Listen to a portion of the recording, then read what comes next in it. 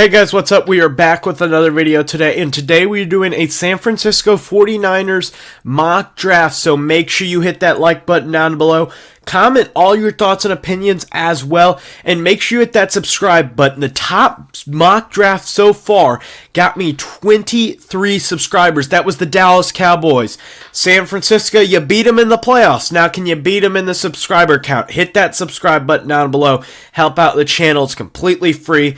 Also, make sure that you go check out the website where I will be posting mock drafts, top 100 boards, and all sorts of other stuff that does not make it to the actual channel. Also, make sure that you check out my college football channel called College Football Roundup. It will be in the description, as well as some other channel friends like Sorgy Stories and Scotty B, as well as American Football Network. So let's get started with today's video. So the San Francisco 49ers do not have a first or a second round pick because they decided to trade it away for their franchise QB, Brock Purdy.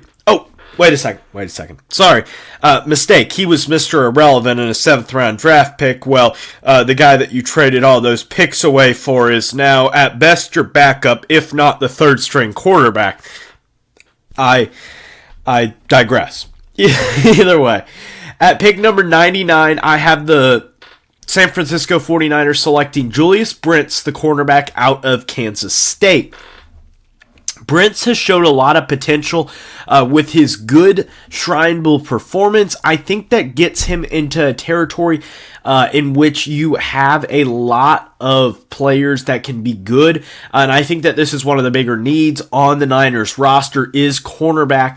So I think that that is a big deal to be able to get a cornerback there, because I think that the secondary has probably been the weakest part of this entire team.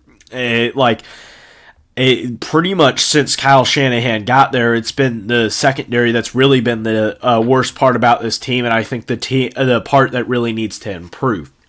Talking about the secondary, at pick 101, I have the San Francisco 49ers selecting Sidney Brown, the safety out of Illinois. Brown is really a little bit of a do-it-all safety. His twin brother, Chase Brown, the running back out of Illinois, who will probably get drafted as well this year. Sidney Brown, I really like him as a versatile piece that you can use in the secondary to play at the nickel spot, to play at the strong safety spot, to play at the free safety spot. I think he gives you a lot of versatility, and that's part of the reason for drafting him here, is the versatility that he provides as a safety / nickel cornerback. So I think that that is important. And we're going to continue. The Niners actually have 3 picks and about 4 picks. So they have number 99, 101, and now 102, where they select Jacqueline Roy, the defensive lineman out of LSU. So Roy, I think, is going to add to the depth of a unit that I think is going to be helpful. Javon Kinlaw and Ark Armistead are both guys that I think are really good players and that show potential to be like all pro and stuff like that. Not potential, but they are all pro caliber Pro Bowl players. But the guys behind them are a little bit iffy, so whenever they get injured, they need to be able to have a backup, and I think that's where Roy fits in as a big dude, a decent pass rusher, also a good run stopper. So I think that that really does help in being able to add to his value as a defensive lineman. At pick number 157, the San Francisco 49ers select Emil Achillier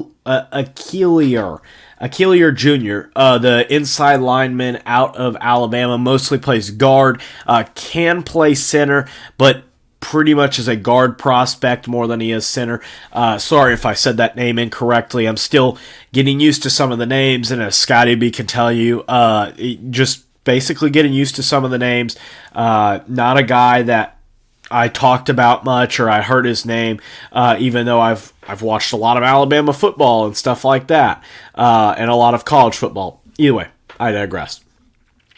But basically, it goes back to the same point of why I drafted Roy, was to be able to add depth to a roster that obviously is a very good roster, has a lot of pieces, but really just They just need to add more depth. And that was shown in the reason why they lost to the Eagles was the lack of depth. Obviously, the injury to the quarterback position with Trey Lance gone and Jimmy Garoppolo gone and Brock Purdy gone and Josh Johnson gone, and having like a myriad of guys playing with Christian McCaffrey and Brock Purdy coming back in, just a whole mess.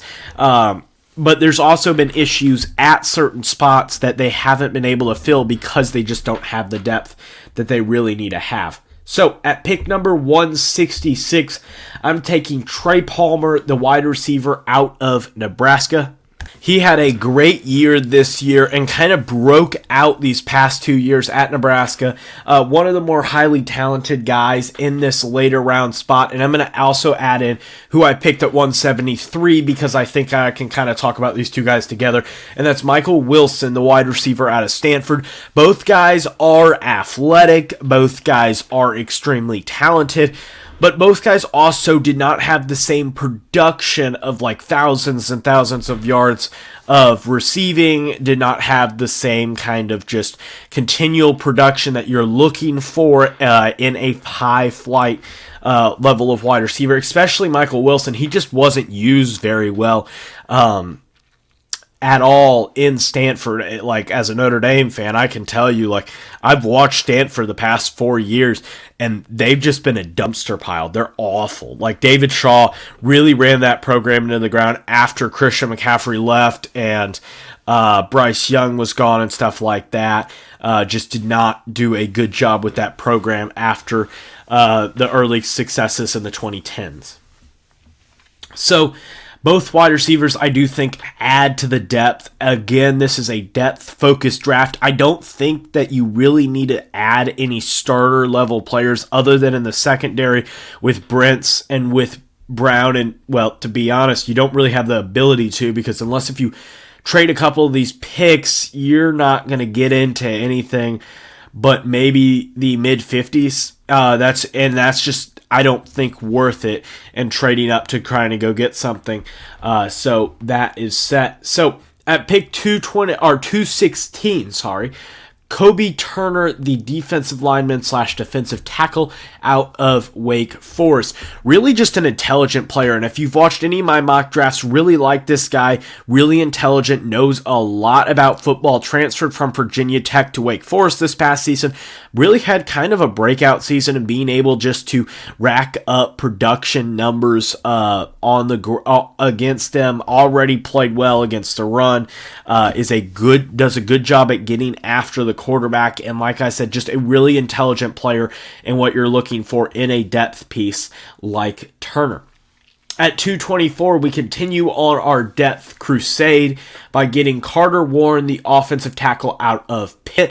Really just a guy that I don't know so much about. I don't watch a lot of Pitt football, but a guy that, from what I have watched, does have good traits. And really, it's just kind of a guy that, like, okay, he has traits, and now let's see if we can use that as a late 7th round pick. That's what I'm looking for there. And then at pick 255, I'm going to take a backup tight end in Will Mallory. I don't think that he is the most athletic, the most talented. He's not a Luke Musgrave. He's not a Dalton Kincaid. He sure as heck ain't Michael Mayer. But really, I think that Will Mallory is a good backup. And I think that that's something that the Niners could use, like I said, to avoid the injury bug and try to injury-proof your roster as much as possible, because I think that that's what the Niners need as they go on a possible Super Bowl run once again. So that's going to wrap up today's video. Make sure you hit the 2 videos down below. One will be a playlist of all of my mock drafts, and hit the subscribe button up here. Help me get to 1,000 subscribers by the end of March. So, as always, have a great day. Bye, guys.